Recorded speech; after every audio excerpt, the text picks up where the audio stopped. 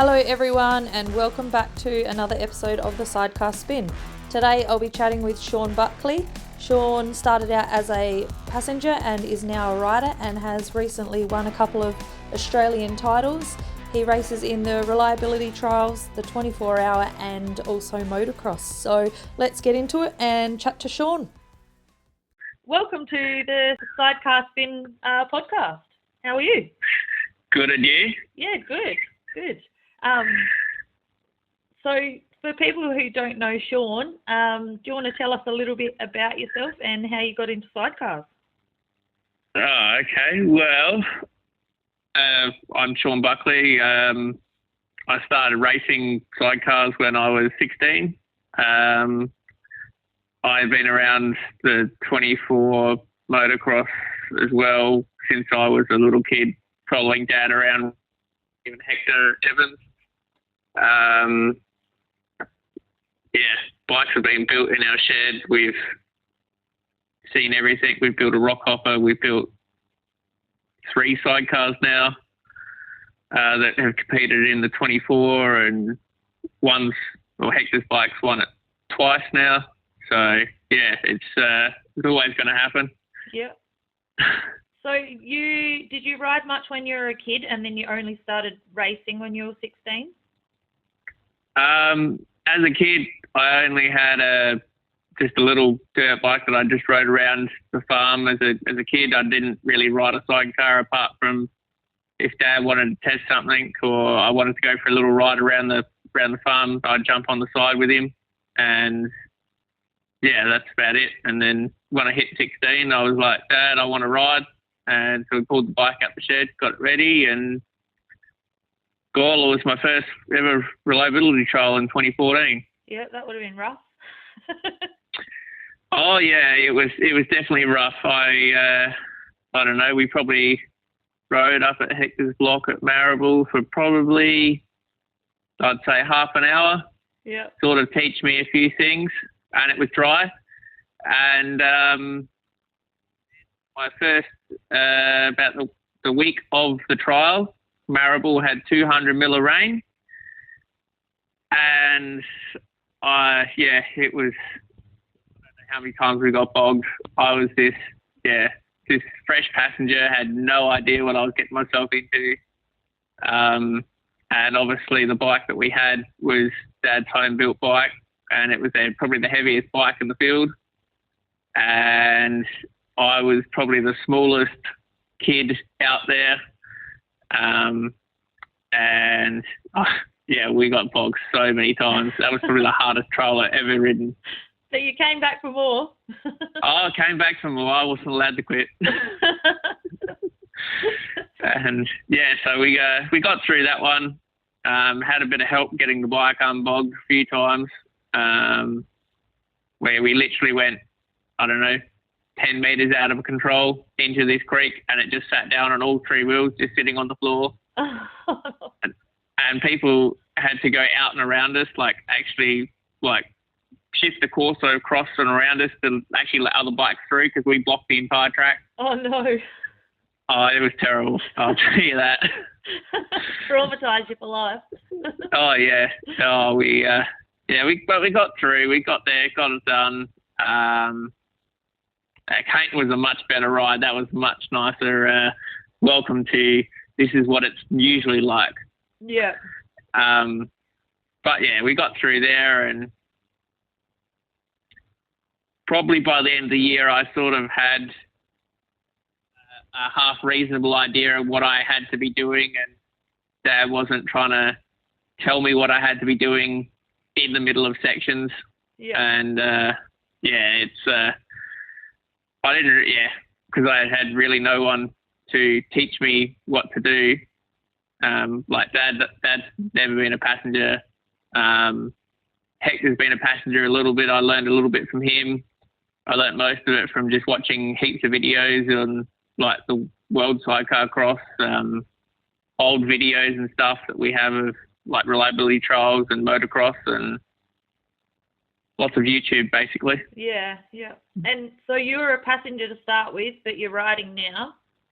Yeah, so I was a passenger all the way through till 2022. That's when I started riding full time. I did a couple motocrosses as a rider, I think in probably 2017, 18 and 19 at just a lever stroke scramble and that was a Murray Williams Cup at Morgan I did as a rider. And which one do you like better? Oh, definitely riding. Yeah? Yeah. Why is that?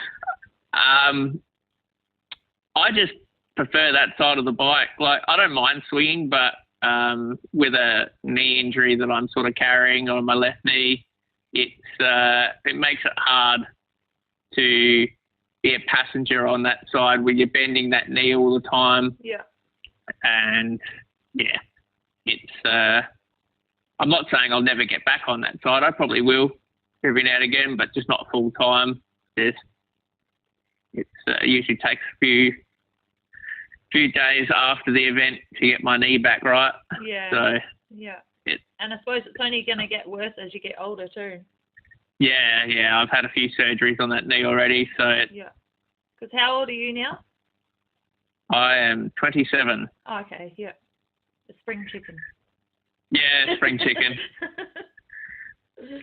Yeah, when you start looking at the expert list out there, it's definitely a spring chicken compared to some of them. Yeah. Well, it's amazing that a lot of them are still riding at that level too. Oh, like you look at Crash, and you look at the way he was jumping there at the Murray Williams Cup. He's absolutely insane. Yeah. He's lost the plot. I think he just never had the plot to start with. Yeah, that photo of you guys and then Crash jumping just about like over your heads on the side. Like, what the hell? Yeah. You guys are jumping massive. We sort of had a few moments and I sort of lost the confidence in the bike wouldn't jump straight. And I'm like, I knew he was coming, but I didn't realise he was going to come past that big. Yeah. And I could look to the side and see the sidecar axle level with my head, sort of like, oh shit, Crash. Oh, he's bloody mad. Oh yeah. So what do you think has been your biggest achievements racing sidecars? I know you've recently won a few Aussie titles in the old bikes. Yeah, so probably it's hard to say. So probably the motocross would be the two pre-85 Aussie titles. I've got one with Tyson Rolack at Port Pirie and one with James Wally in Queensland. Yep. On Dad's old Norton that he raced back in the day. That's probably one of my biggest achievements, those two, and probably my second outright in the 24 with Hector Evans in 2017. Yeah. And how'd you go this year in the 24? You had a bit of a bloody bad luck in that one. Yeah, so we started off all right. We settled into a pretty good pace and going down Brownlow to Wells there, we thought we'd try and match the masters of Brownlow to Wells, Crash and Stiff, and come around a corner and clip the big rock and absolutely destroyed the back wheel. And we got to the next section and everybody was saying, nah, that tyre's not going to stay in that rim. You guys your time's limited. And we sort of backed off for probably 3 or 4 sections and tried fixing it with some wire wrapped around it, some zip ties to hold the tyre on, and it was not lasting very long. Half a section, if that. And James and I sort of said to each other, well, the rim's stuffed, so why not go as hard as we can for as long as what we can? So we wound the pace back up and kept going, and we made a silly mistake and didn't put a foot down at the stop sign, and we copped the 600-point penalty, and yeah, that took us off the podium and handed the podium to Hutchies. Oh, so, is that what happened? Because I knew something had happened, but I wasn't quite sure what it was. Oh my God, that sucks. Yeah, just on the third lap there, I think probably a bit of tiredness, and the section before I had shouldered a tree into the controls, so yeah, I was hurting pretty bad there, and yeah, we just come in there and yeah, just rolled out of there, and I wasn't even thinking. I knew exactly what I'd done straight after I'd done it. Yeah. So, but anyway. You're kicking yourself. Oh, we were kicking ourselves. We were hoping that no one's seen it, but hey, we got it. So we knew we did it. So we had to accept the penalty and come back next year. Yeah, bloody hell. What a bugger. Yeah. Yeah. The 24, it throws everything at you. You just got to deal with it and get on with it. And how many of those have you done now? 24? Yeah. I reckon I've done 11. Oh, yeah. I have 6 finishes and 5 DNFs. Yep. And is that as a passenger and a rider? Passenger and a rider. I finished 24 twice as a rider. One DNF as a rider as well. Yeah. And the rest is just as a passenger. Yeah. You'll have to do it on a solo now, and then you'll have the three finishes. Yeah. Look, my talent sort of run out when I lose that third wheel. It'd be very long 24 hours for me. Yeah, it's hard work. It's different on a solo, that's for sure. Oh, I don't. Yeah, the mental game gets even harder, and the bull dust. Like you watch like the Street Boys, Cooper Scheidhauer, all of them going through axle deep bull dust, and they're just ploughing through it. And you're going, how are you not putting a foot down? Like, these guys are absolutely nuts on a solo. Yeah. And as a sidecar, like you don't have to worry too much about it, apart from if there's a route or the rut goes somewhere silly. But you can sort of just plough on through, and you're pretty well right. Yeah. But yeah. All right, so you said before about winning the Aussie titles on the old bikes. What's that like, riding those old sidecars? Oh, it's confusing a little bit because I obviously ride an old British Norton bike. So the gear lever's on the right-hand side, and it's 1 up and it's 3 down. So most of my time I'm concentrating more on not smashing the gearbox to bits by doing the wrong gear change, and concentrating on that more. So yeah, you can't jump them as you probably can. You just got to get it right. If you come up short, they're very heavy. Yeah. But yeah, it's different. I like it. It's now I've upgraded the suspension, so the suspension actually works, and it's got semi-modern suspension in it rather than just the old non-adjustable shockers that it had from back in the day. They rallied out too. Oh yeah, they had an absolute flogging back in the day. I couldn't imagine your dad would have been very nice to them. No, the old frame, she's got a few cracks and stuff that we've welded up, and the what they did back in the day, the tracks are highway compared to what the tracks that they had back in the day. Yeah. And the shockers that they had back in the day, the equipment they had back in the day was nowhere near what we've got now. And they just ploughed on through and just rode it. And yeah, the stories that I've heard Dad say about things, and the photos that we've got, the old photos, the tracks are they're just there. There's not much prep done to them. Is what it is. Yeah. They just rode it Yeah. Yeah, bloody hell. It'd be a pretty cool feeling getting to, like, win those things on your dad's bike too. Oh, yeah, absolutely. Like, I've been wanting to ride one of Dad's old bikes for a long time, and it's taken a long time getting it back to where it is able to be ridden, and obviously getting the motor back into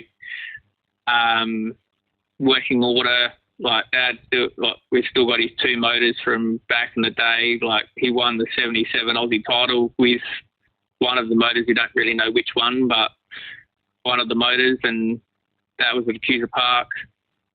Is that the one that's on YouTube? And his Yep. passenger's, like, just flapping around. Yep. So the passenger, that's Chris Harris. He had no skin left on his hands. I believe back in the day they didn't really wear gloves. I know Dad didn't.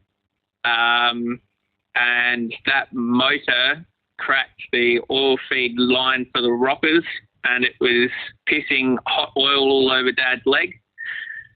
Bloody hell. So that's why it was blowing a bit of smoke in the video. When they finished and got it all back home and washed, they drained the oil. It had a cup full of oil and a cup full of fuel left in it. Jesus. So if it had another lap, yeah, the motor probably would have expired. Yeah, wow. Crazy. So, Crazy. just the luck of the day. Yeah. It must be cool. Like, if anyone doesn't know who Shaun's dad is, it's Barry Buckley, who is still a legend in sidecars, and was still riding up until this year. Is he still going to do any more events, or is he's called it quits? He might do 1 or 2, but I think he's called it pretty well quits. It's like, I've never seen him look so defeated and stuffed at midnight at the 24. Yeah. Like, coming in there, I know him and Edgar had been bogged I don't know how many times in the bull dust. Like, you rode the event, it was deep. Yeah, it was hard. About halfway through. Yeah. But yeah, it's like, he's 74 now, so he's had a pretty good, and he started when he was 16 or 17, riding sidecars. Yeah. So it's been a pretty long career, and it's been a pretty good career for him. Yeah, so, well, he doesn't normally, like, not finish things either. Like, you know, the events that I've always been in, he's always finishes. Oh yeah, like the hours spent in the shed. Yeah. That's where the races are won. Like, you get people that roll up with a bike and go, oh, she'll be right, and they get 2 or 3 sections in and they're out. Yeah. Versus people that spend hours on end. Like, when I was living at home, like, we were out in the shed, like, we'd get home from work at, say, 5 o'clock. You'd go inside, have tea, go back out in the shed, and you wouldn't be getting inside until, like, 10 o'clock. Yeah. Maybe 11 o'clock some nights. Yeah. And that's every night of the week. Weekends, you're spending nearly the entire day there in the shed, just doing stuff, checking stuff. Yeah, it's nuts. Like, solos, you can prep a solo pretty quickly and easily, but you just add that extra wheel and there's just a whole lot more things to do, and there's things that break, and you can't just go to like a motorcycle shop and buy a spare axle or something like that. Yeah. And things are got to be made and fabricated, and it makes it absolutely harder. Yeah, like, so Dad would sit there on the lathe, make a new axle, make some bushes for us. Say we bent part of the frame or did something, make a new one of those. Frame's got a crack in it. Grind that out, weld it up, do all of that. Make some headlights, make modification to headlights, foot pegs, all of that. Yeah. Just make it So your mum must be pretty patient. Yeah, so she kept everything running. Like, she made all the meals, everything, and she put a lot of work into helping us get where we are just by making us food. Like, making it easier for you to do what you needed to do. Yeah. We'd stop for the time it took us to eat, and then we'd be back out in the shed doing bike stuff, changing tyres, spokes, all of that. And then, let alone prepping one sidecar. At one point in time, we were prepping 3. Yeah. And that's a big job, and trying to get 3 bikes ready, especially for the 24. There's a lot of work going into that. But that's why you've been so successful too, I guess. It all comes down to that. And your dad, he's always finishing all the time. Yeah, and if he's not finishing, it's something that's very odd. Yeah. Has gone wrong, and it's like Crash last year in the 24 with the spokes breaking, like the nipples breaking out the rim. Like, that's unheard of. It's always the spoke head breaking off. Yeah. But it's something that happens. Like James and I at Robertstown. Yes, we had a little bit of an oil leak that we were monitoring, but we had an electrical issue with overcharging, but it was a faulty voltmeter, but we didn't have anything else to prove otherwise, so we pulled out in to preserve the ECU, not blow the ECU to bits. Yeah. So, it's one of those things, and you live and you learn from things that go wrong. So you just put something else in that you might need, or you go, oh well, we don't particularly need that. We've never used it, so that might come out. Something else might go in. Yeah. But yeah. You're pretty lucky, really, to have that experience as well from your dad doing all the stuff all the years, and like learning from his mistakes as well. Oh yeah, 100%.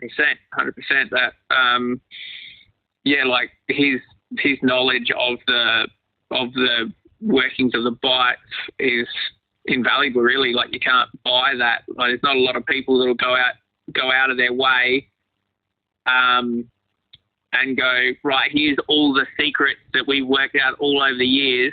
Yeah. And then go, there it is. Yeah. It's all there.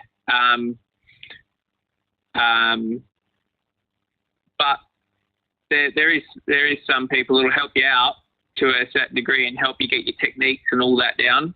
But all the little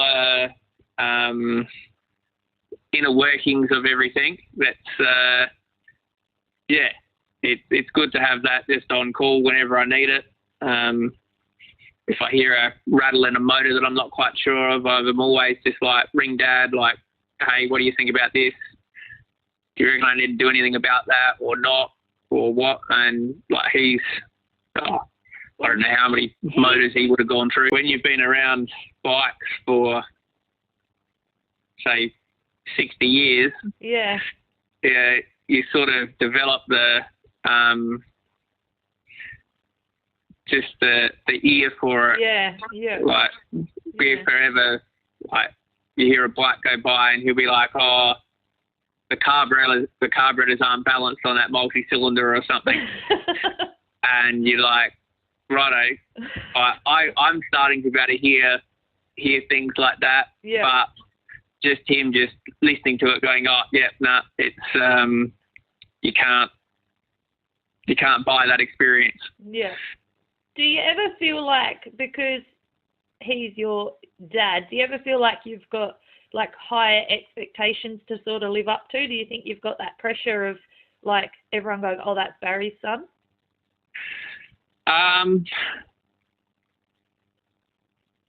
Maybe a little bit, but not really. Yeah. Like, I've tried to just put that aside and just ride my own race, really try and do as well as what I can. But in my own mind, like, I've always tried to go, right, well, this is where Dad set the benchmark. I want to try and get above that. Like, yeah, I've got 2 Aussie titles and 2 major placings, like on a podium or something. yeah. And Dad's got 8 Australian titles and 13 major placings. So I've got a little way to go to be able to match that or go above and beyond that. Yeah. So that's my goal in the end. But whether I get there or not is yet to be seen. Yeah. So what do you think? Do you think those Aussie titles and stuff would be like your most memorable moments? Yeah, there's been a few oh shit moments that are pretty memorable. Yeah. Yeah, we've me and Hector had a few. Robertstown in 21, we were bike number 1, first section. We got down in Spring Hut Creek. We were probably 5th gear, absolutely flat. And we come across a lump of dirt and went, oh shit, we were right on it, and we hit it with the front and back wheel without the sidecar, and Hector's foot come flying past my face. Somehow we rode it out, but I can tell you it was definitely like I thought we were dead. Yeah. I thought. And then to find out when we got to the other end that Shane Beckman and Brooko hit it, and then Crash and Stiff hit it as well. Yeah. And they're all those 2 other teams were like, holy shit, we were just following your line. And oh yeah, well, we got stitched up too. We didn't know it was there until we were right on top of it, because like, you've been down that creek, yeah. Everything looks the same in there. But yeah, like, you got memorable moments for the positives and the memorable moments for the negatives. Yeah. The almost crashes, and then you've got the moments that you remember because you're like, oh, I didn't think I was going to finish, or yeah. Yeah, you surprise yourself when something bad happens and then you actually make it to the end and it's like, oh my God, that was crazy. Yeah. Yeah, it's like, what was that? That was Malala in 22. Me and Adrian, that was our first ever ride together. And Adrian was sort of just coaching me along and like giving me a few tips on how to ride the bike better than what I was, which I really appreciate that from him. And we come in from lap 1 and we were, I think, 8 seconds down on Ross Watson. And I said to Adrian, I want to try and beat Ross. Like, that was my intentional goal of the second lap, was to make 8 seconds. And Adrian's like, yep, no worries. Like, I reckon we can do that. So off we went to lap 2, and we finished lap 2, and we rolled in there, got through bike check, and Shane Beckman comes up to me and says, oh, well done, you got it. And I'm like, oh, did I get the 8 seconds? I'm thinking that's what I got. Yep. And then he tells me, no, you beat me by 1 second and got the outright win. Hell yeah. And I'm just like, I was speechless, just sitting on the bike going, I can't believe we did that. Yeah. Wow. 1 second too. 1 second, so. It's crazy how tight it can come down to. Oh, yeah, like you look at Hutchies and Crash the other year in the 24. That was 23, I believe. 11 seconds or whatever it was. Yeah, insane. Over 24 hours. Yeah. Like that's absolutely nuts. I thought in 17 when Hutchies beat me and Hector by 47 seconds was insane. Yeah. And like when you look at that, that's just less than 1 second a paddock. Yeah. Yeah. Um, And yeah, like the tiniest difference, like in something that you might be doing, can make a huge difference in the end, really. Oh yeah, like and back then, there was no, like, you didn't have the start sign out in the paddock, so it was it could have come down to how hard you were taking off out the control that 1 second. Yeah, whether you're Or blasting the control keepers or not. well, yeah, but we all try not to. Yeah. But now they've brought that system in there that it's out in the paddock, so there's never any need to do that. Yeah.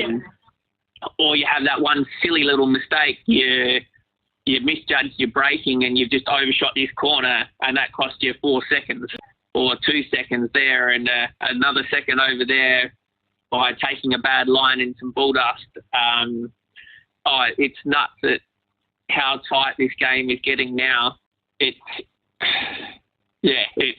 nuts with it, and the pace of it is getting really quick with the sprint basically now. Like, it's who can go the hardest for the longest. It's crazy, yeah, how much, like, even just a couple of seconds, like you said, you know, if you take the wrong line and get a little bit bogged in, like even on the weekend at the Murray Williams, a couple of times I had like a decent sort of gap between me and the person behind, and then I tried to take the inside and sort of got bogged in a little bit, and then next minute they're like right up my bum. Oh yeah, like it absolutely. was the tiniest mistake, and you think, oh, that's sort of nothing, but the amount of ground you can make up on someone if they do that is insane. Yeah, it is. Me chasing Crash or Crash chasing me. I know one time there he ran a little bit wide on a corner, and I gained probably an entire bike length just by that. And I probably run. I know I made a few mistakes, and I heard him gain the ground on me, and yeah, it's nuts on how much ground just by doing one thing. Like you had out the back up there at Murray Bridge there, you could either do the singles across the large whoops, or you could double them. Yeah. Earlier in the day, I wasn't doubling them, and Ben Main and Brett Schiller, they were doubling them, and they caught me and passed me in there, like over the big jump at the end there. And yeah, it's just nuts. Like I had a decent lead going in, and they just reeled me back in just by doing the double. And then that's where that pressure, that's where you got to be good under the pressure too when you're doing the motocross, because you think, oh shit, I've just made a mistake, now they're right on me, and then it's like, oh, don't make another one, and then you make another one because you're stressing out. Yeah. Whereas it's hard in the road trials because you don't know what the other person's doing. Oh, so you've 100%. got to just do as good as you can do, and you know you might make a mistake and run off the track, and you think, oh shit, but they probably done the same thing. Like, you don't know. Oh yeah, 100%. Like that is the art of reliability trials. How hard do you push? Because you can push really hard from the start and gas yourself, and then not have anything in reserve for the end. Whereas I think like Crash and Hutchies, those two teams, they are by far the best at finding a rhythm, finding a pace, and then going, oh, we've dropped back a little bit, let's just go all out for a little bit and get back to the lead, and then, we've got an hour lead, we can sort of drop it from 100% back to like 80%, and keep a little bit in reserve if we need it at the end to fight for the win. They've definitely, I reckon that's probably the biggest advantage that those two crews probably have, is being able to do that.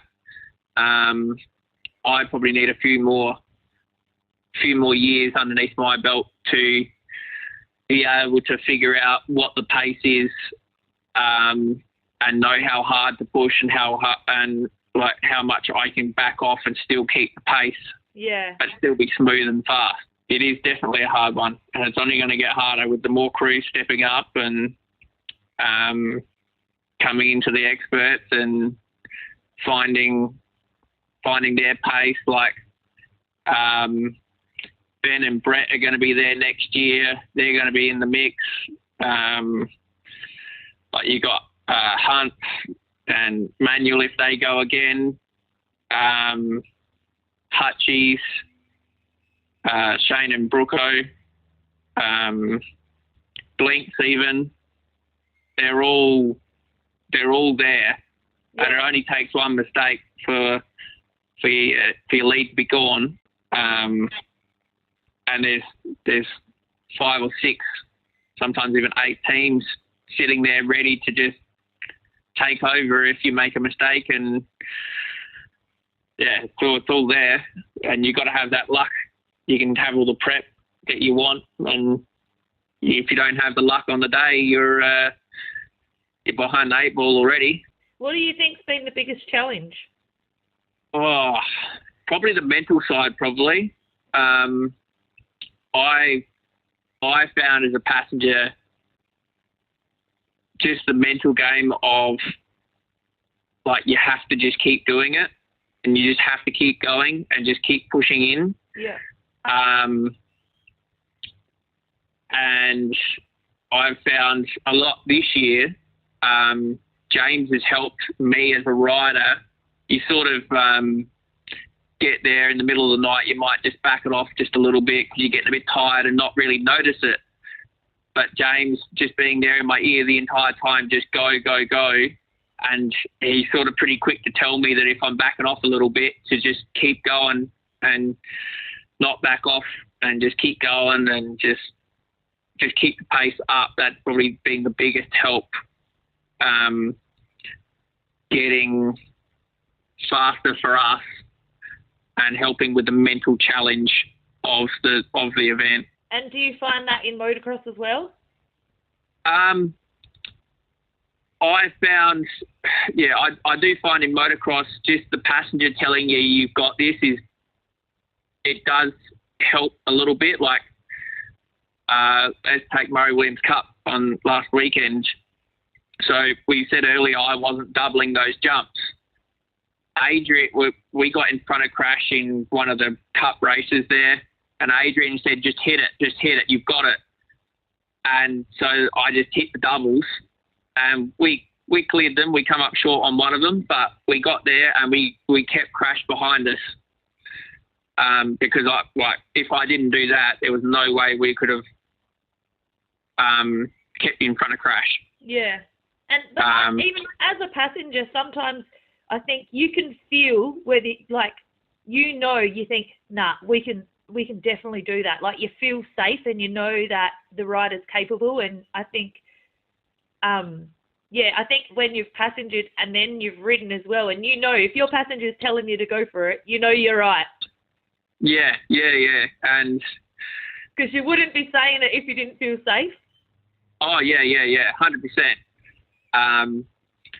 And even in Queensland, I know that there was a bit of a step down there, and James wanted to clear it, and we tried clearing it on the Norton, and we come up short, and I'm just like, nah, I don't think we'll try it. Like, we didn't really need it for the pre-85 to clear the step down. Pre-90, if we probably could have got it, would have helped us against the lighter KX 500s, just to keep up with them just a little bit and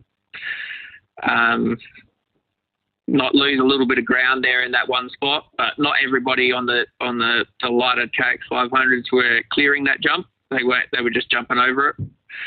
It does help as a rider just to give you that confidence to go, right, they are there, they are willing, they're committed to just hit something and see what happens, see whether you get it. But yeah, I probably need to do a little bit more jumping as such. I've only just sort of worked the jumps out myself. I haven't really had a coach or anything that coached me jumping.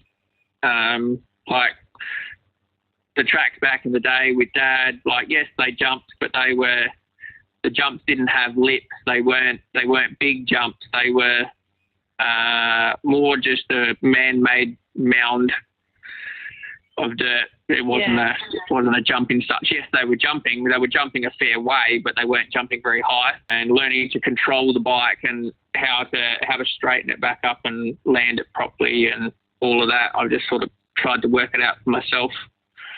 You seem to be jumping pretty big. Yeah, I guess having a passenger like Adrian, somebody who's experienced, with him those first couple of years at the Murray Williams Cup and then Tyson last year, has definitely helped me just to be able to just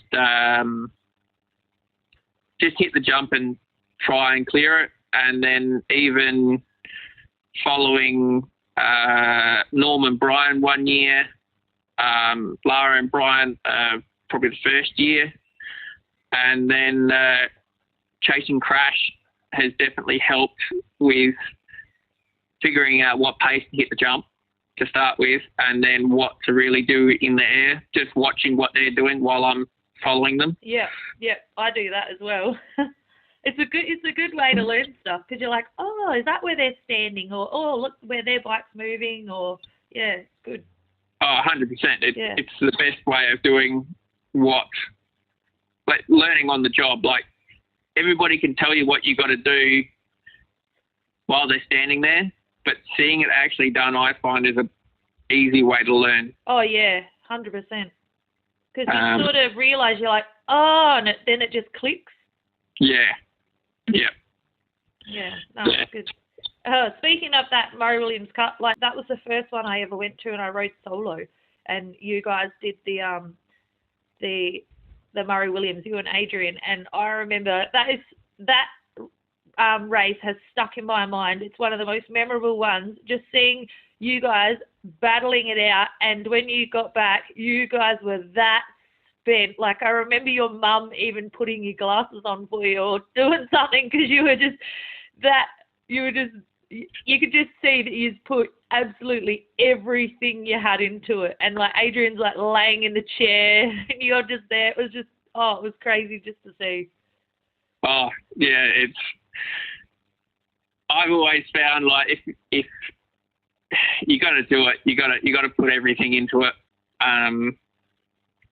Like, I'm not one to go out there and go riding around on the track and go, oh no, I can't get that person, so I'm just going to back off. I'm just going to give it 100% the entire time, and see whether I can reel them back in. If not, we've tried, and they were the best on the day. So yeah, that's sort of my mindset in that type of thing. But yeah, it's those back-to-back races.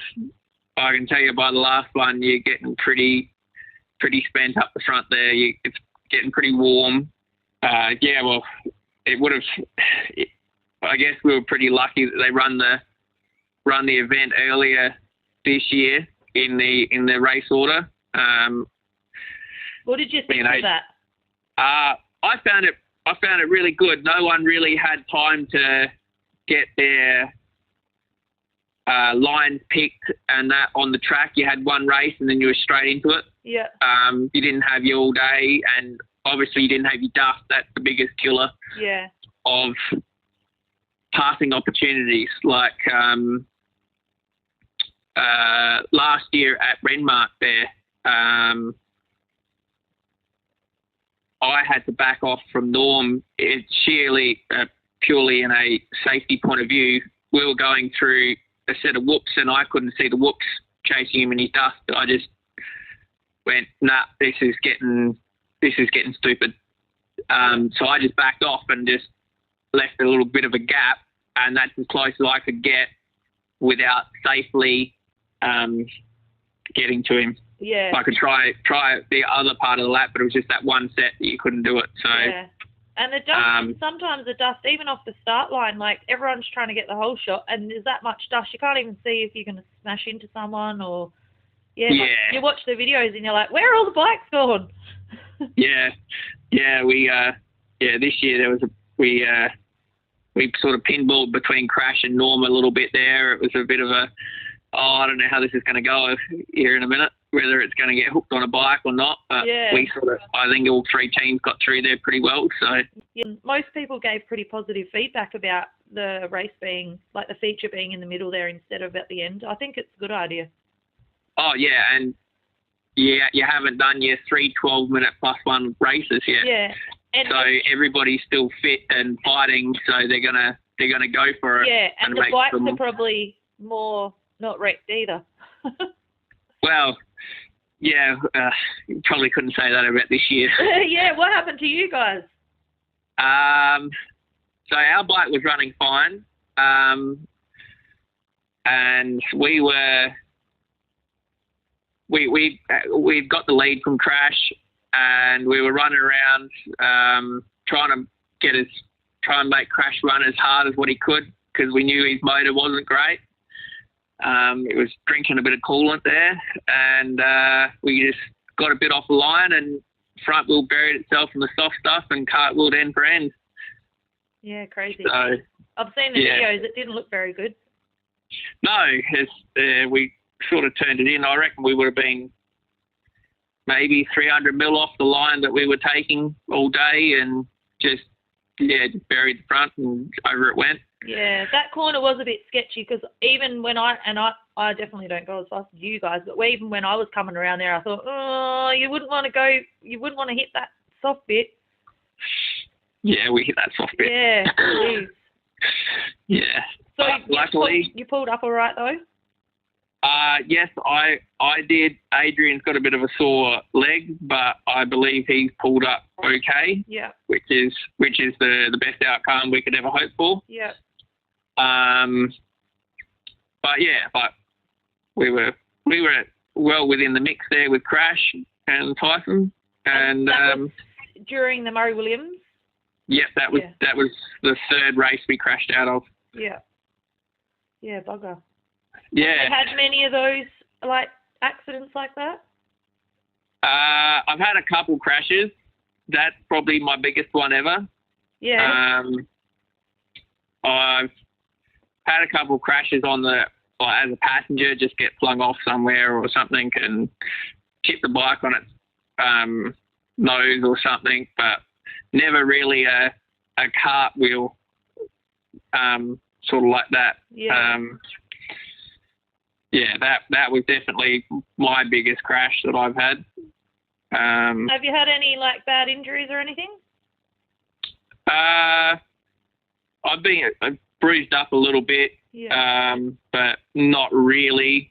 I redid my knee on the bike, but that's only tearing the piece of cartilage in my knee. Yeah. But I had done that from a school day. That was my original injury, and then it's just come back after that. So I think I've been pretty lucky, touch wood, that I don't have big injury, but looking like what a few other people have had, like you look at Crash and talk to him about his motocross days. He's had a fair few big get-offs, and when you're pushing the issue on the day, there's a fine line between staying on the bike and getting off the bike. Yeah, well, I suppose the harder you ride, the more likely you've got for something to sort of go pear-shaped. Oh, yeah. There was a few jumps there that I thought, I don't know how this is going to land. It's we're a bit sideways here and it might straighten itself up, which it did. It did straighten itself up.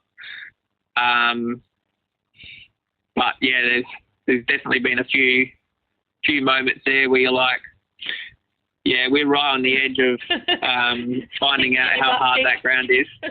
Yeah. Yeah. What do you do when, you start going, a bit squirrely in the air or whatever? You just sort of got to hold on and hope for the best, or is there something that you do to sort of straighten the bike up? I usually just try, as a rider, and keep the front wheel straight of where I want it to land. Yeah. Like, so if the back's gone sideways, I try and keep the front wheel in line with the landing. Yep. So when it does snap back, you're trying to steer in the right direction rather than trying to keep the front wheel straight to the bike. Yeah. And like you can, depending on which way it's going, whether the front's down or the back or the front's up, whether you want to give it a rev or whether you want to tap the rear brake or what. It's just depends on what's happening in the air. But yeah, I'm still trying to figure some of that out. Yeah. As to what to do. But yeah, having a passenger as experienced as Adrian on the side definitely does help. Yeah. Where he like him riding with Crash and like Robbo back in the day. Arguably, Robbo is the best sidecar rider that's been in Australia for a long time. Yeah. And yeah, the jumps that they used to do is absolutely nuts. And, it must be nuts if you're saying it's nuts, because I reckon you're nuts. Yeah. Some things I think, oh yeah, that's not too bad. But then, yeah, when you start clearing those big jumps, like at Murray Bridge, like I remember watching Lara and Brian there one year clear the big tabletop that was in the centre there. Yeah. I'm just like, that's nuts. Like, just to hit that, like, I think I was only jumping halfway at that point. Going, that's like, that takes serious commitment to just go, yeah, we're just going to clear this jump. But look, once you get used to the bike, if the bike's giving you the confidence and your passenger's giving you the confidence, then there's nothing stopping you, really. Yeah. Who would you think's been your biggest influence over all the years? Oh, that'd be hard to say. I reckon it'd be probably Dad or Hector. Yeah. Just watching, like, for the entire, like, my entire childhood has just been watching Dad and Hector, and I watched the one year, the last year that Hector won the 24, and many of the years that he got on the podium in the 24, and then riding with him has definitely been wanting to be just like him. It's definitely been a goal of mine there. And what sort of tracks do you find the most challenging? I definitely find your probably for your motocross ones with the bigger jumps in there. I definitely find are the more challenging ones. Whereas like reliability trials, when it's wet, that's the challenge. That's you're going to have to pick your good lines. You're going to have to be very gentle on the throttle. I find that's the most challenging. And yeah, you just got to, like, where you'd normally brake is completely off because you just can't stop. And so you got to pretty much change your whole riding style. Oh, 100%. Like, you've just got to throw the speed out the window, really, because in the wet, you can't get as fast as what you do in the dry. And then being like the 24, if you get a wet 24, then the mental challenge comes into it as well. Yeah. Just being wet for basically 24 hours. Like, you can wear as much waterproof stuff as what you want, but water gets in somewhere. Yeah. Oh, in 24, it pretty much rained the whole entire bloody time. That sucked, and it was just muddy, slippery crap everywhere. Yep. Yeah. The rain definitely makes it interesting. What's your favourite? My favourite's probably a mixture of both. Like, probably loamy dirt where it's nice and drivey and you can just really push it. And you've got the grip that you want, and that's probably my favourite. It's ideal conditions, really. Yeah. I haven't had as much fun as what I did on the weekend as a rider at South Coast. Like, I loved it. I thought the track was awesome. How the dirt was and everything. It was wicked. That's probably the best that the best conditions I've had at South Coast in the 3 or 4 times that I've raced there. Yeah, I thought it was awesome. Like, it was really fun. Like, I had heaps of fun. Usually I love being a passenger, but I had heaps of fun as a rider. Yeah. Oh, it was definitely a good track there, and it's good that we get the access to a track that gets changed sort of every couple of years. Yeah. There's just something different, and it's not the same track. So if you work out a good line one year, by next year you can't use that same line because it's changed, or maybe the track itself hasn't changed, but what's on the track has changed. Yeah, like the little bumps and lumps here and there, and the campers of the corners and stuff like that. Yeah, like the doubles out the back. Like last time I raced there, that was a set of whoops. Yeah. So you couldn't double it. You just had to wheelie through the whoops. And then you've got the split lanes there as well. Like you can go up over the hump or around it, which that adds the extra challenge to it. So if you want to try and dive on someone in the like underneath, you're gonna have to be quick over the little hump. But if you're too quick, then you miss your turn. Yeah. There's that added challenge to it there as well, and just finding a different line that no one else has thought of, and just trying it. Sometimes, like probably the way the track was set up, like you found, like you tried to go where somebody else hadn't ridden before, and you sort of got half bogged there a little bit. That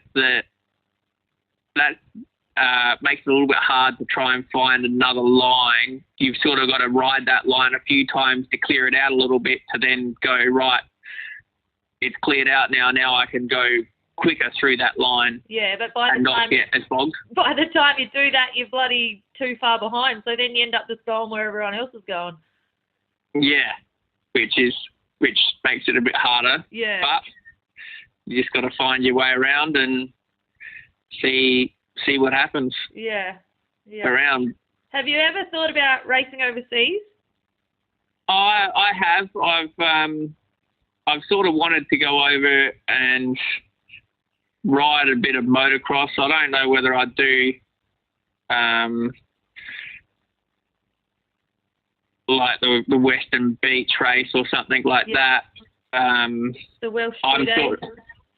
I'd probably go over and do the Welsh 2-day. Yeah. But I'm a bit sort of on the same thing as Crash. Like you got a nice chrome frame and going for in that salt water, it's going to ruin it. But you'd have to wash it pretty quickly afterwards and do a lot of polishing. Yeah. But like I think I'd like to go do maybe a motocross or two over there and see what it's like, experience something different.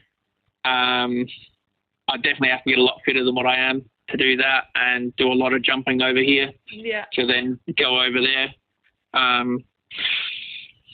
For some of the tracks over there, like over there, you sort of either jump or you're not even in the race. Yeah, that's probably the biggest thing of mine that I'd have to do before I went. But yeah, it's definitely a bucket list item of mine. Yeah. Is to go over there at some point. Yeah, that'd be cool. So fitness, what do you do to get fit? You're saying you need to be fitter? Well, I've never really done a whole lot of fitness. Like I do have an exercise bike, and every now and again I jump on that. But I've just sort of, like when I was living at home, you're always on the farm, always chasing sheep around, always out doing stuff. And now, like with my job, there's no point of really me lifting weight because I lift heavy agricultural parts and stuff. But yeah, probably my cardio, I really need to do something about that to get that better. But yeah, I don't really do much fitness. It's really just bike time. You're one of those bloody naturally crazy fit people. Yeah, I guess. Funny moments. You've seen much funny things in the 24? I've seen Shaun Blinker with his shirt off and in football shorts at like 2 or 3 in the morning. That was this year. Swinging his shirt around, go that way. And we've definitely been mooned and flashed a couple times. Yeah, I got flashed in the last road trial by my passenger from motocross, Lucy. We come around the corner and she's like, full flashed us her boobs. We were like, what the hell? Yeah, we've had it a couple times, and a couple of people have done it on outside of a left-hand turn, and you're like, that's a bad idea if you're about to get sprayed with all whatever's coming off that back wheel. And then in the morning, you come around that same turn, and there was 4 people standing there during the night. And in the morning, when you can see, you go, oh, gee, those swags that are there are pretty buried in all the sand and everything. So they just put them there, and you're like, oh, dear. Just all the roof coming off all the sidecars and solos and stuff, just sprayed all over the swags, and that just buried them. How the hell could anyone sleep next to the track like that anyway? Jesus. I think, yeah, I think you'd have to be pretty hammered to do that. Yeah. But yeah, there's always just that some spectator doing something silly or something that you just ride past and you go, yeah, righto. But yeah, other than that, there's usually, when you're around Crash and Stiff, they're talking some silly things or something, so that's pretty usually entertaining. Or an animal comes across the track, or you've just clipped a tree and you go, oh dear, we nearly just died. Yeah. Yeah, Madam I don't know how we stayed upright, but we come past the tree with the sidecar wheel, and the sidecar wheel just run up the edge of the stump a little bit, and it launched the sidecar wheel in the air, and then it come back down and it pulled the front across a little bit, and we managed to stay on it, and we sort of both looking at each other going, that's probably about as close as you can get to that tree without actually hitting it. Yeah, bloody hell. Have you ever had like kangaroos or anything jump in front of you? We've had a couple like off in the distance, or you're running down. I don't usually see it much as a rider, but as a passenger, I've seen it a little bit where kangaroos are jumping along the side of the track and you can just see them in the light, and you're going, please don't jump across in front of us. One year, me and Hector were number 1 for the 24. We got set sail up this creek there, and we were into it fairly hard, and next minute we've sort of both seen this wombat just sitting in the middle of the track, and we're going, oh shit, shit, this is not going to end well. And like, Hector was really hard on the brakes, and the wombat ran to one side of the track, and he let the brakes go and thought, oh yeah, it's going off the track, and then it turned around and come back across the track. Oh. So then we're on the brakes again, and that was sort of your heart rate goes through the absolute roof. Yeah. When you're doing that. Yeah. That's one of my biggest fears when you're riding down those like those really skinny transports with all the bushes on the sides. Yeah, and the ones in the middle of nowhere. Yeah, please do not jump. Please do not jump out. And you're like hooking along, and you just think, oh man, if a kangaroo jumped out now, we'd be cactus. Like you'd be gone. Oh, yeah, 100% you would be. Like, it's scary, and you see dead ones on the side of the road, and you're thinking, they're fucking around here, oh my God. Yeah, they're out there. Yeah. It's definitely a little bit of a worry. I just try not to think about it too much. Yeah, I just hope, well, I'm not the first bike, so hopefully the other bikes have scared them away. Yeah, that year that we were number one in the morning, going from the bottom of Accommodation Hill there at Truro to the top, there was a whole bunch of kangaroos in there, and we stirred them all up, and we chased them all through the end control, like out control. Apparently the control keepers were saying the kangaroos were jumping over tents and everything. Oh, no. Because like the track sort of zigzagged backwards and forwards across the paddock, and we were like sort of herding the kangaroos into the corner of the paddock that the control keepers were in. Yeah, wow. So they sort of like, yeah, we sort of knew you guys were coming because we had a whole bunch of kangaroos come through here. Like a kangaroo stampede. Yeah. Yeah, far out. Well, Craig said he caught a bird in his armpit or something in the last 24. I got no doubt. I reckon I've headbutted a bird once. Just out of nowhere, it just come out of it, just swooped down, and I just gone, oh, and it just smacked me in the head, and I'm like, where the hell did that come from? Well, you get swooped by a bloody magpie.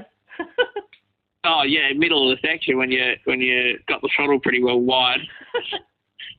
But yeah, and then when you're in the middle of the night, you're riding down through, like a couple of times we've had a transport through farmers' properties, like on private roads, and you're going, what is that moving? And there's all field mice and that just bouncing around on the ground, and you're thinking you're going bloody crazy or something. Yeah, because you see all their little eyes. Oh, not so much that. You can just see these things moving on the ground, but you can't really tell what it is. You think the ground's moving. Oh, yeah. And then you get to the next control or fuel stop or something, and everybody else is going, did you guys see that? And you're like, I'm glad you seen it too, because I thought I was going crazy or something. Yeah. You get to see some funny things out there, and some things that you're like, if you didn't see it, you wouldn't believe it. Yeah. Yeah, that's crazy. So what's your favourite thing about racing sidecars? Oh, I'd have to say it's just different. It's like you get to do it with your best mate. You get those funny looks when you're riding down the road, or you're taking the bike somewhere on the trailer, and you're driving through the main street somewhere, and everybody's turning and looking at it going, what the hell is that thing? And it's such a unique sport, and you always get asked, like, what do you do? And you're like, I ride sidecars, and they're like, oh, those old things that have got the boat on the side, and you're like, no, that's what they started as, but they're completely different now. Yeah. You tell them, and they're just like, that's absolutely nuts. Like, there's lots of people out there that don't know this exists. Yeah, 100%. I just like the thrill of the uniqueness and doing something that not a lot of people can do. Yeah, no, that's definitely one of the attractions of the sport, I think, for sure. Yeah. And the reactions that you get from people. They're just like, what the hell? The looks that you get when you're driving down a transport and you're on a bloody main road and there's cars coming around, like, and you're sort of like, going up around the hills or the corners or whatever, and cars are coming the other way, and they're just looking at you like, what the hell is that? Like, they look like they're going to crash because they're rubbernecking to, like, try and look back. Oh, yeah. I always think someone's probably going to call the police because they think that can't be legal. Oh, yeah. It's we one year at Clare, we're riding down the road there, and I was on the sidecar with Dad, and I just happened to look back, and I'm like, oh, there's a police car following us. And I didn't think too much of it. And we've turned, and then it just had the no spectator access point there. And I'm like, okay. And I'm like, I swear I can hear a car behind us. And I've turned around. There's the cop car still. Oh. Got it, it's in there. And he goes, what the hell are these things? And he was just asking questions. He goes, I didn't even stop because I thought it was cool. Oh. And he wasn't telling you off. No, he wasn't telling us off at all. He's just like, I just wanted to have a look and see what you guys were doing. And he stood there at the control and he goes, oh, this is pretty cool. And we sort of told him a few places where to go, like, look look online and that. And he goes, oh, I'm going to go do that. And he off he went. And, he's just like, this was, I don't think he'd ever seen sidecars like this before. Yeah. And then he couldn't believe that the passenger lays out as far as what they do on the lefts. And I'm surprised he didn't bloody pull you over and be like, what are you doing riding around on that thing? No, well, I was sort of surprised at that too, because you're like, well, it's odd. It's not a... it doesn't look like the old man sidecars that people ride around on the road.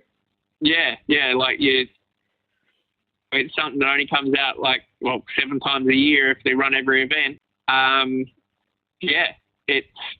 They're so unique and that, and yeah, it's awesome. What is your, like, when you tell people, like, your friends and stuff, like, what do they think about it? Do you get lots of support? I usually get told that I'm mad or crazy or something like that. Yeah. Lots of people don't really understand what it's all about, and then you tell them how long the race is, like it's 24 hours, and they go, you can't do that.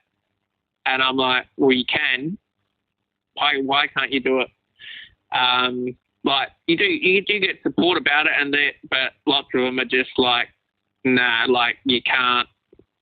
Like that's especially why ones that have done. So if you take someone for, say, a lap around the motocross track as a passenger and they are absolutely dead after one lap, they cannot comprehend that you can ride for 24 hours like that. Yeah, they just don't understand it. Well, I've taken a few people for a ride and they've just, like, you haven't even got one lap in there and you're just cruising around, like, trying to tell them what to do and that, and you just get the tap on the shoulder, like, no, please stop, like, I can't do this, and you just cruise on back and you let them off and they're just like, how do you do that? Like, seriously. But hey, that's what the sport's all about. Like, that's what makes it awesome. Yeah. Like, where else in the world can you go ride a bike for 24 hours? Like, it doesn't even matter whether it's a sidecar or a solo. Where can you go do it? And, like, hats off to all the committees and all the clubs and that run these events. Like, it's such a unique style of event. Yeah. That's nowhere else in the world. And everyone does it for the love because we are so, there's only not much of us really. You're not doing it to, do big promotions and make all this money and doing all this stuff. Like, it's all for the love of the sport. Like, it's a huge thing to organise for such a little group of people. Yeah. And, like, you tell people, like, that you race this event and they're like, what do you get if you win? And I'm like, you get a trophy. Bragging and they're like, what? They're like, what? No prize money? And you're like, I don't care about prize money. I want to be able to go talk to Crash or Hutchies or something. And when I beat you that time, and you just get the bragging rights for that event. I think the sidecar community we have here in Australia it's just like a huge family. Like, you can go up to anyone and just talk shit about sidecars all day long. And everybody just has those stories of, oh, we nearly died there, or oh, that was really cool. Like, you got that one corner really, like, nailed it, absolutely perfect. And that, it just, probably more than a hobby, it's probably more of a way of life. Yeah. It's just what you do. Yeah. And it is awesome. Like, this year's my first year riding, and I've had so many people help me and give me so many tips and, like, come over and say, oh, you know, if you do this a little bit better, you know, that'll work. And, like, at the Murray Williams, I had so many people come up to me and say, oh, wow, you know, you're riding really good. You girls are doing awesome. Like, and it was like, oh, thanks. That's really cool. Like, yeah, everyone's just so involved with each other and wants to help and, yeah, encourage, and it's awesome. Oh, it's great to be able to just go out there and help the clubbies as well get through and get their pace up and learn and want to keep doing it. Like, that's the hardest part. Like, I remember sort of back in the earlier days of me riding, you would have got, sometimes there might have been 12 sidecars out there for a reliability trial. There'd be one expert and then maybe 2 or 3 fast clubbies. And then it was just the rest just going out there for a ride. Yeah. And now you look at the field, like, everybody's got pretty decent equipment, and everybody's, like, probably in the last 12 months, I've seen, like, especially in the clubman class, the improvement of people that probably 2 years ago were just out there going, oh, this is really hard, and now they're getting around there going, yeah, we're loving it, like, yeah. And it's great to see that they're coming back and they're loving the sport, where sort of before they were all like, oh, this is getting pretty hard, like, oh, I don't know whether I'm going to come back or not. Yeah. Whereas, yeah, now they're returning every time. But that hats off to the big faster guys too for really actually trying to help everyone. Yeah, like, because without that help and that encouragement and stuff, it can, you know, you can get in a bit of a downer pretty quick if you think, oh, you know, it's too hard, or I can't do it, or, you know, I can't fix this on my bike, or, but if you think, you know, I'll be right, those guys will help me, then you're sort of like, I don't know, you're more encouraged to do it. Oh, 100%. And like most of the experts, I'm pretty sure, I'm speaking for myself, but I think every one of the experts, you could probably go up to them and talk to them and ask them questions, and I'm pretty sure that every single one of them would be happy to help you out. I'm always asking people stuff, but it's good though. It's helped me. So I wouldn't have been able to do what I've done if I didn't have the help from everyone, because I've come from not having any type of sidecar, you know, knowledge at all. Yeah. And trying to do it myself as well at home. Yeah, like, but like, even at the end of the day, I think seeing the field grow to over 30 sidecars at the 24, and not even on a big year. Like, yes, it's the year after the 100s, but still, like, it's just seeing the sport grow, and now even seeing the motocross start coming back just a little bit, getting a few more numbers there at the Murray Williams Cup this year. Yeah, it's definitely been good seeing the numbers grow of the sport. Yeah, it's good. And I think that encourages more people to have a go too, because they see other people doing it and then they're like, oh, maybe I can do that as well. Yeah, and like, probably the biggest thing is get out there and have a go. Yeah. And just see whether you like it. Like, yeah. And like, you don't have to be the best. Jeez, I go out there and come free and dead last, but I just still have a go. And the more you just keep doing it, the better you get. And I got second in the Race Your Mates one, which last year was my first ever time riding in Race Your Mates, and I was like way behind everyone right at the end. And then this year I got second, so that's pretty cool. You can And you see, like, the growth there. Yeah, like 100%. Like, yeah, it's just getting out there, having a go, and then you might get, like, just bite time, really. Yeah. That's all it's taken. Yeah. And then just get that technique down. Yeah. Getting in there, and obviously, like you said, you got second there, so that's pretty big achievement there. Yeah.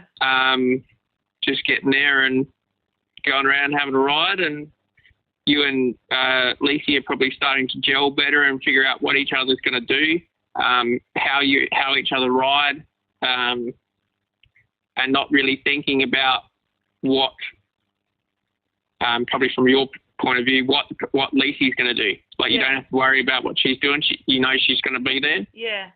And Crash adjusted some stuff on my bike the other week at Morgan too, and that made a huge difference in, like, going over the jumps and stuff, because we were going all sideways and weird when we were going over the jumps, and then he adjusted the shocks and stuff, and then we started jumping straight, and then that actually made a massive difference for us as well. Yeah, 100%. That's the big, yeah. For motocross, you can really hone your suspension in for the track because it's such a short lap. You can really hone it in and really get it working really nice.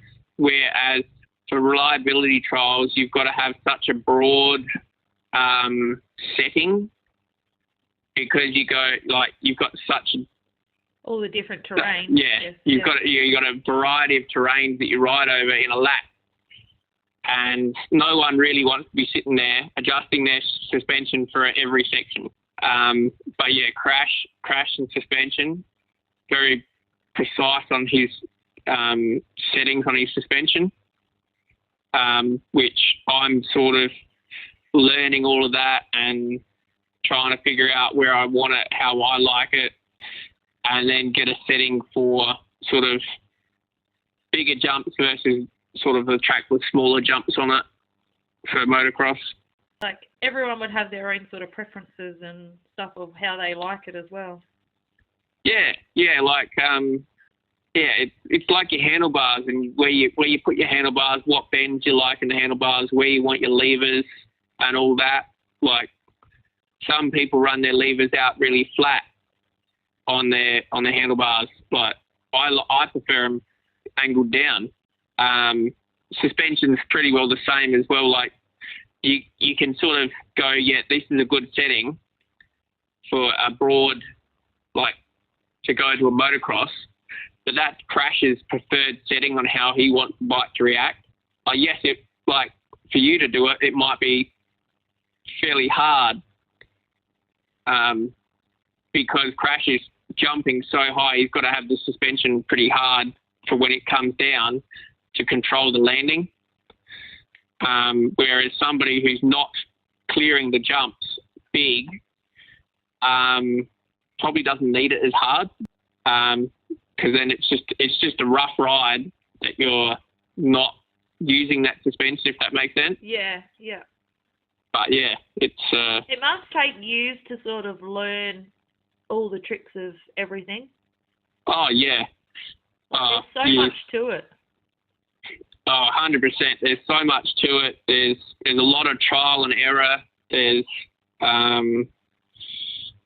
you just got to sit there and work out what you really got to have, like, an entire weekend, same track, same passenger, same conditions, because if you change your conditions, then you really got to change your suspension for the conditions. Yeah. And it's hard because all the sidecars are different too. Oh yeah, 100%. So what settings on one sidecar, if you did the same things on another sidecar, would probably feel weird, yeah? Potentially. Yeah. Say, like, you put Crash's sidecar that he's got, that he at Murray Williams Cup, and mine next to each other. He's probably got it set completely different to what I do. They're probably roughly about the same, but they could be set up differently. Like, his is a 05 frame, and mine's 10 years newer than his. Did you make yours? No, mine's a factory WHT from Europe. Yeah. But Adam's bike is a copy of mine, which we made in the shed. Was that hard? I probably wouldn't say it was hard. It's just time consuming. Like there's probably a good 12 months of just bending, making things. You bend something and you go, oh, that bend is in the wrong spot. Yeah. Or something like that. Would it be easier now that you've already done it? Like, would you be able to do it again and do it faster and, like, better? Yes and no at the same time. Making the frame itself is a process, but then to get the tank, the plastics, and all of that to fit, you probably spend more time in doing that than you do actually making the entire frame. And then you've got to run all your wiring looms, you make your headlight, make your guard fit, your wheels and brakes all fit and everything like that. There's a lot of work that goes into building a sidecar. So that would be something that you guys would do in the future? Like, start making it more often?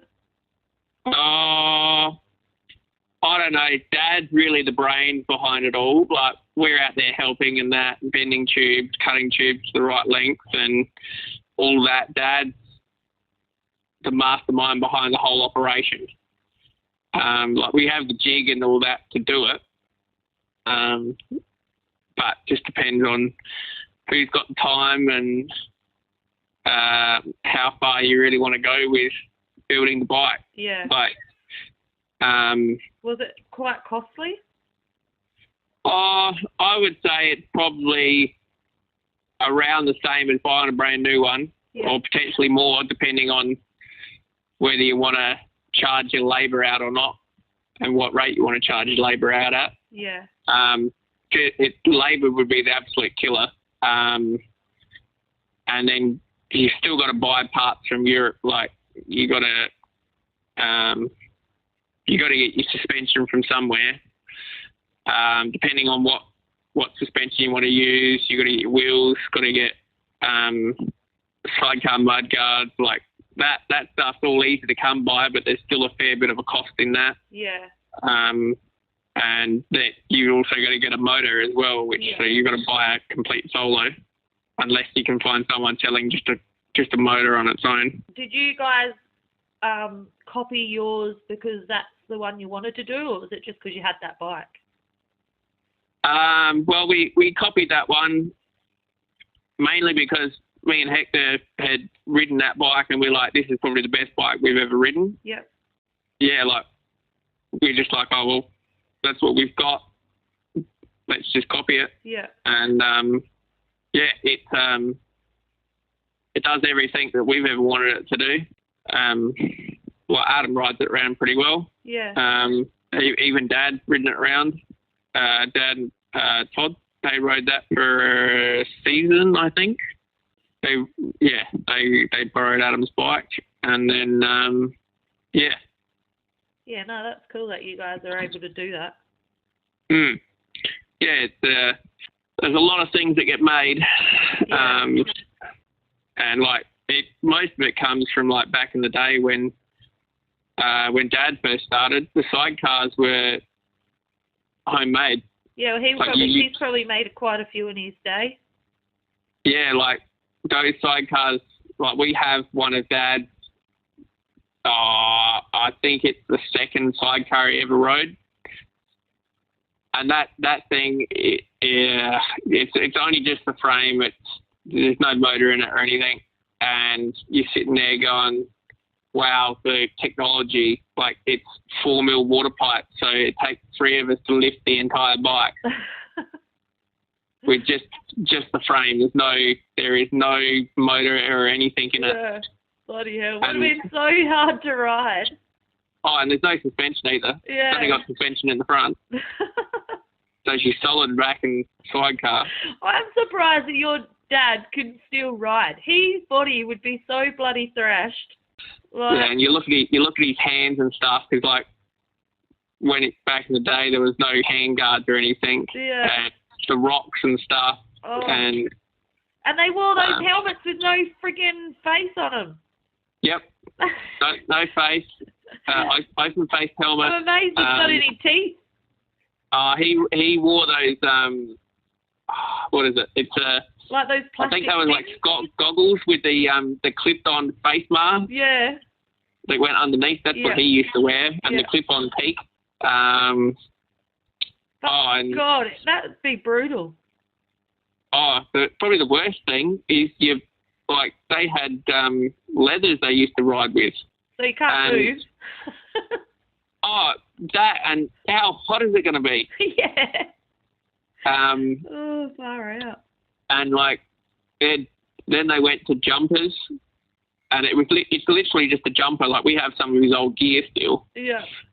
And like the boots that he had were Rossi boots, that were army boots that had a piece of leather sewed on top, so it just come up halfway up your shin basically. Wow. With some buckles on it. And then your riding shirt was literally just what you'd say is a normal jumper now, just a woolen jumper. And then you just had nylon riding pants, and that's what they wore. It's crazy. Yeah. I've got to get your dad on here at some stage, because he would have the most wildest stories. I could just imagine. He's definitely got some stories. I could imagine. The amount of stories that I've heard. He needs a whole series. Yeah. Wild. And the fact that he's still been riding, it blows me away. It blows me away. It's crazy. There's a few people out that have said, "Oh, no, I'm getting too old for this," and he just sits there and goes, "You're how old?" And he goes, "I wish I was your age." And you're just sitting there going, "Wow, righto." He is definitely an inspiration, that's for sure. When you're out there and you think, "Oh, I'm feeling sore," or whatever, and you think, "Oh my God, snap out of it!" Freaking Barry's out here smashing it out. Yeah. There. And the battles, it was rough. It wasn't crazy rough back in the day. Yeah. And the horsepower that you're talking of those bikes. Yeah. The old Norton, the exhaust pipes have dents in them from bikes that he was chasing back in the day. And they didn't have plastic front walls. They had a piece of aluminium that was across the front that just got smashed in from the rocks on other bikes. You look at what is on the bike now, and you just go, you're so lucky in what you have. Some of them had car wheels as sidecar wheels. Oh, what the hell? That's what they could get hold of. Yep. Dad had a short circuit bike that had a car tyre in the back. Wow. So short circuit is what you call dirt track now. Yeah. And then, like I said, solid suspension, and in the front was just your normal forks off of a bike of that era. And then they started going to the leading link suspension, which was just shocks out of whatever car they could get the shockers out of. And then they were just as good as what you could get. No adjusting your suspension or anything. It was just that's just what it is. It's set. It's like the battles between Dad and Murray back in the day, and Wayne and all them. Do you like riding the old bikes better, or do you like the modern better? I think I probably have more sentimental attachment to the classic bikes, but I also do prefer the moderns, just because that's what I'm so used to. Yeah. And I can get the brakes like I want to. I can feel them better. Like when you're trying to use a brake pedal and just put just a little bit of pressure on it with your left foot for a rear brake it's not great. I can only go, it's on or it's off. I can't just use a little bit of rear brake.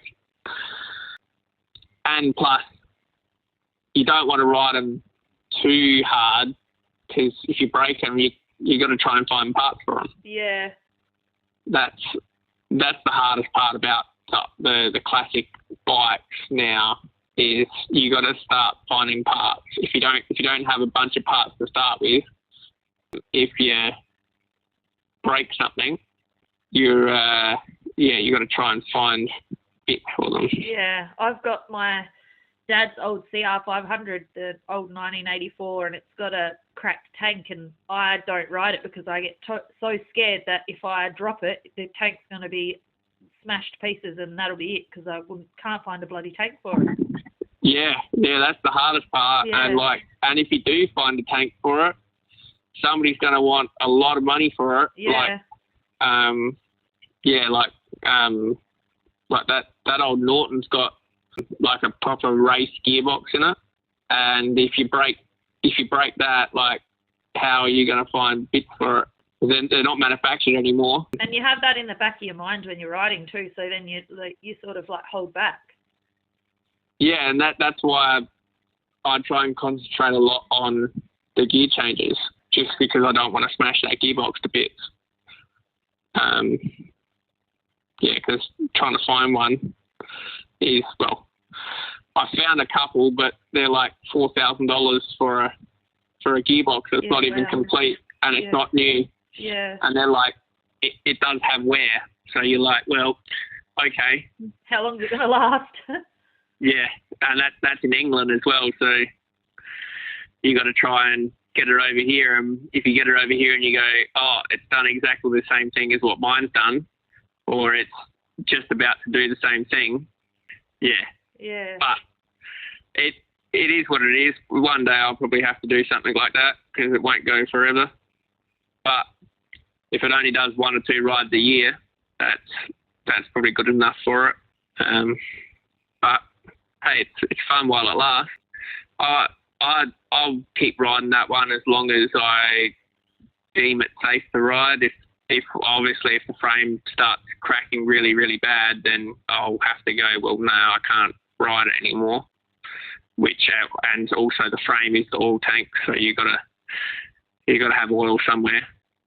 But yeah, I'll keep riding that one as long as what I can. And then obviously, do the reliability trials and the motocross. Have you teamed up with anyone for next year? So I have James back on next year. Yep, you guys made a pretty good team. Yeah, it's he's young and fit and wants to go far, so he makes it happen, and he's doing good on the side. So yeah, we just keep going and keep pushing and see where we get to. So you'll be doing another 24? Absolutely, we will. Yep, cool. And we're meant to be having the Aussie titles at South Coast next year with the quads as well. So you'll be keen for that one as well? Oh yeah, I believe there's a rematch between me and Crash and Tyson and James. Yeah. So we got to try and get one back on those two. So yeah. You guys have been having some good battles this year. Oh yeah, we have. It's been really fun. So who would you say you've had your best battles with? Would it be like this year? Yeah, this year. Yeah, riding with Crash, riding against Crash, has definitely been some good battles, and even in that first A and B race before his motor decided to expire on him. Yeah. Even Ben and Brett. Yep. Well, it's good having those guys all back out doing the motocross, because I hadn't seen those guys like the first couple of years that I've been involved, and yeah, it's been awesome having like all you guys doing the motocrosses. It's actually, and I think that's brought other people out as well. Yeah, it's good. It's good to have those back, and like instead of like having 1 or 2 bikes going for the lead, you've got 3 or 4 very capable teams. If on the day they're having a good day and they want to ride and push the issue, they can. Yeah. Like you've got Crash, you've got Ben now, like him and Brett, now they've been together for a few rides. They're going to be a very good team to watch in the coming year. And then like Lara and Brian, Norm, they're always there.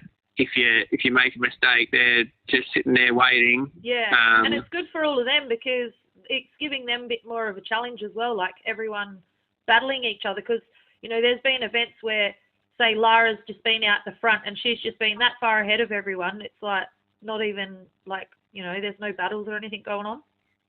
Oh, yeah. And, like, now there's some pretty fierce competition there. Yeah. Like me and Crash, we've changed the positions a little bit there over the weekend, just trying to get past each other, and it's getting there. The competition's there, and hopefully maybe we get a few more people out there next year and grow the motocross a little bit again. Yeah.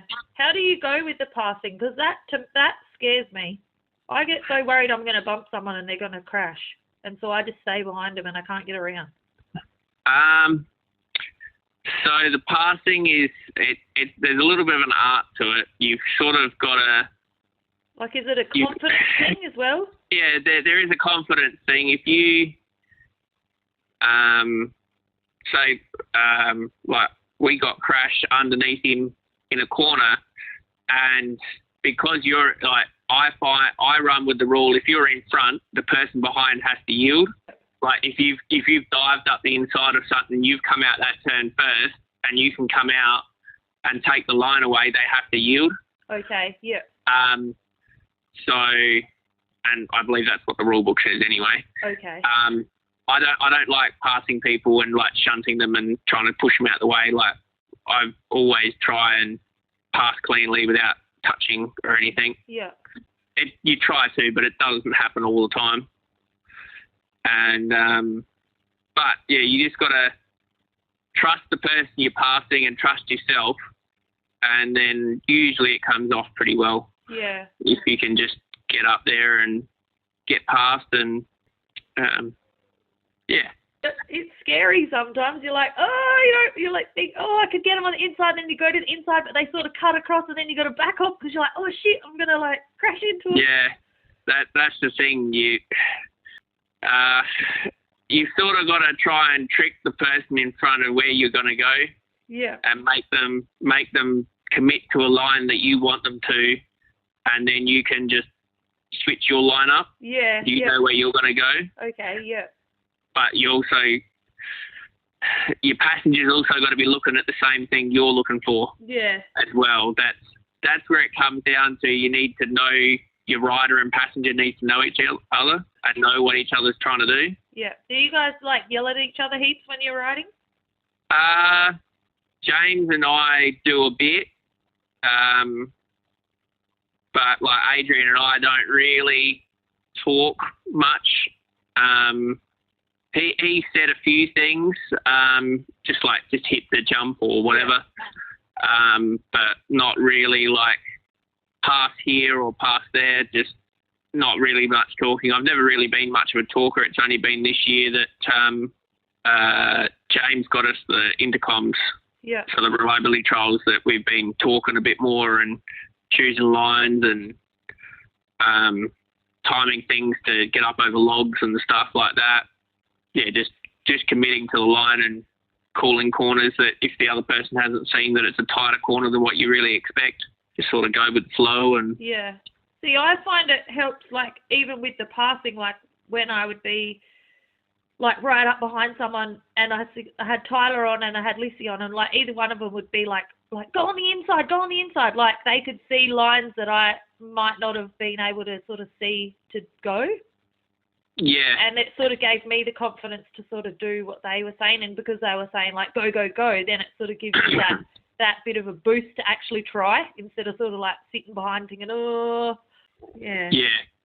I do find, like, as a passenger, I find I see a lot more different lines than what I do as a rider. Yeah. Purely because I think you're, like, as a rider, like, you're doing a lot with, like, you got the clutch, you got the brake, you got the gear lever, you got the rear brake, you got the throttle, you got the steering, all of that. Yeah, and you're watching the person in front of you as well. And you're watching that person in front of you. Whereas as like a passenger, I found that I could look around a little bit more, and you could go, yeah, you can go here, or no, you can go there. That's probably a better line there. But while still being able to do your job. Like, not that I really was a passenger on motocross much. I did a couple with Dad, and I swung for John Davies. I swung for Jeff Boyle on his Arbor once. But yeah, other than that, I haven't really swung much on the motocross track. If you could go back and change anything, what would you change? Like, would you start earlier, like, or, you know? I probably would have liked to have started a little bit earlier, and then probably got up into the expert class a little bit earlier than what I did. But look, I still don't regret swinging for as long as what I did. I got a fair few good results as a passenger, and I learnt a lot as a passenger. Yeah, like, you sort of understand, coming from a passenger to be a rider, you understand what that job entails over there and how hard it is. So you can sort of try and look after the passenger a little bit, and you sort of know how to make it a bit easier for them, and where they need a little bit more time to get from one side of the bike to the other.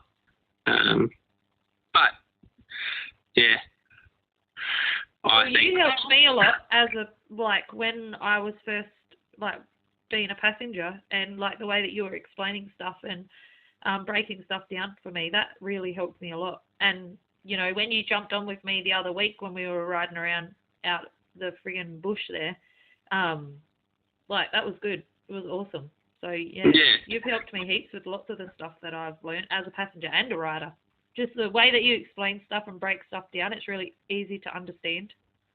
Yeah, I just try, and I'm a very visual learner. Yeah. I like to see things rather than just have it explained to me. Yeah.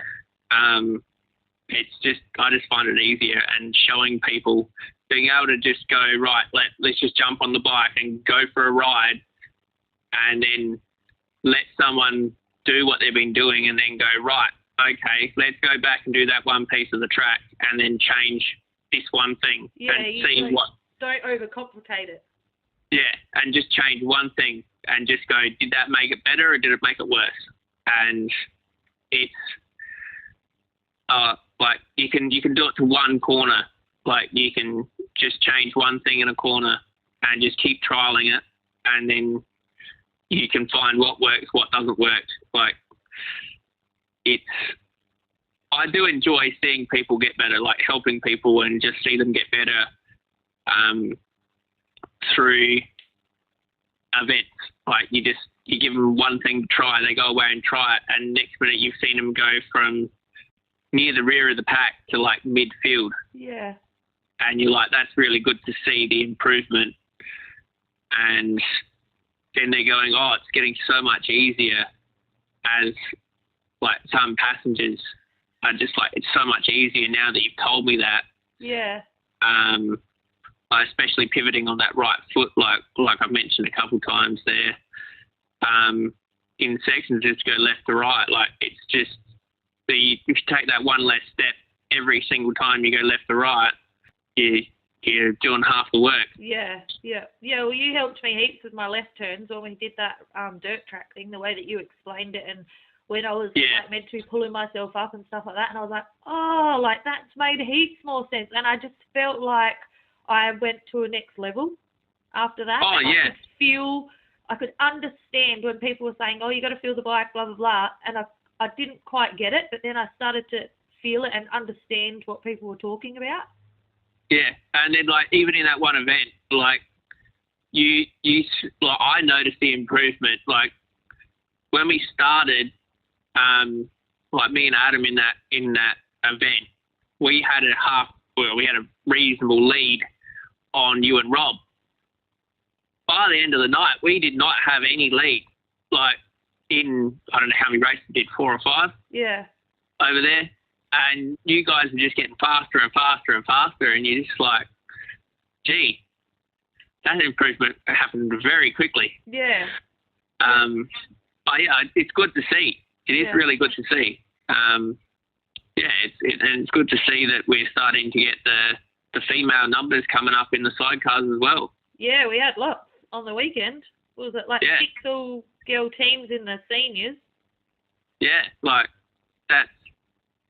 I've never seen it before. Yeah, but I think it's because the guys are actually giving us all the time of the day and like actually helping us and supporting us and going, yep, hell yeah, like, you know, chicks can make good passengers and riders and, you know, we'll show you all the tips and we'll do this, and we never feel like we're excluded or shouldn't be there.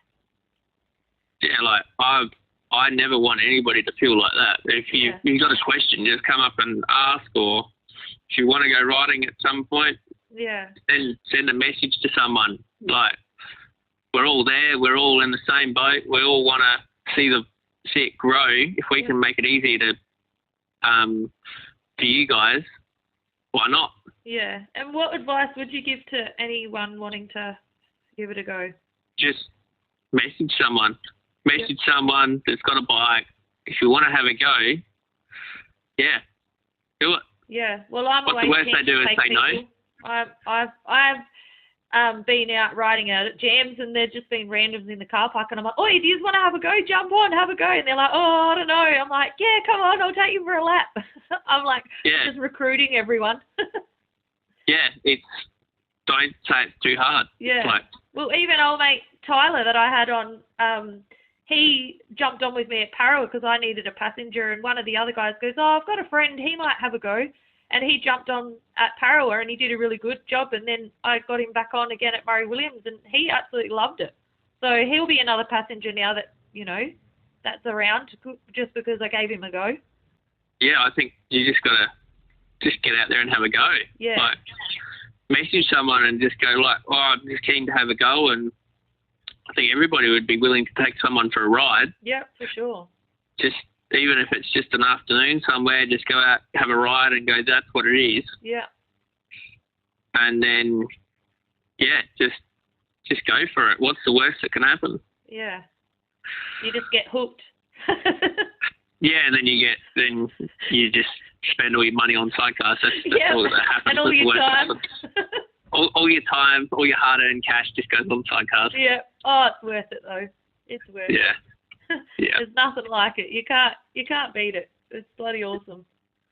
Oh, and the people you meet and the friendships you make, it's worth it. It's worth every bit of it. Yeah, it's definitely worth it. It's amazing. Well, I better let you go. I've got to bloody get ready because I'm heading to Morgan for the presentations. So I've got a 2-hour drive. I've got bike to 6 after the crash. Yep. Yes, I've got to do mine. I can't rip anything out of it because I entered into the Christmas pageant. So we're going to put the sidecars, my kid's sidecar, mine up, and whoever else, if they want to do it, up on a trailer and put a Christmas tree up and do the Christmas parade with the sidecars and see if we can get some interest from some people. So okay.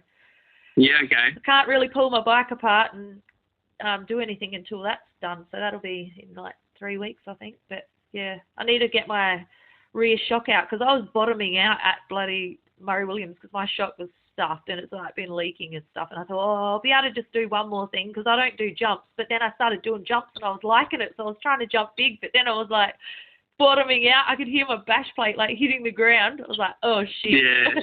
I've got to take that to go get fixed. So but I've been too scared to pull anything out in case I can't put it back in. But I thought, oh, at least it'll give me a bit of time over the Christmas break. So if I can't do it, I'll be able to message someone and say, help. The Christmas break is not a holiday, it's bike fixing time. Yeah, so it'll be cool. I'm looking forward to next year. And looking forward to seeing what you guys get up to. That'll be cool. Yeah, and I'm sure we'll be out there pushing the issue again and see where we can end up at the end of the day. Yeah, and hopefully we can get some more events sort of going, and now that there's more interest back in the motocross as well, and because we didn't have an ASA series this year, so We might Yeah. see what happens next year. Yeah. We've got the Aussie titles with the quads, so that'll be cool. Yep. Yeah, and it's all the sidecars come from SA, so it's nice and close from home. Yeah. Close to home. Yep. So it should be good. So, yeah. All good. Well, thanks heaps for jumping on and having a chat. I'm sure I'll probably try and get you on again because you've got lots of cool info and stories and stuff like that, and I'll have to razz your dad up. Yeah. Yeah, no worries. No, easy, awesome. anytime. Yeah, well, have a good one. Thanks. Same to you. All right, See ya. Thanks for tuning in to the Sidecar Spin. I hope you guys enjoyed that episode with Shaun Buckley. Thank you so much to Shaun for jumping on and having a chat. And it'll be cool to have Shaun jump on again one day. Thanks so much for all the support, and we'll see you next episode.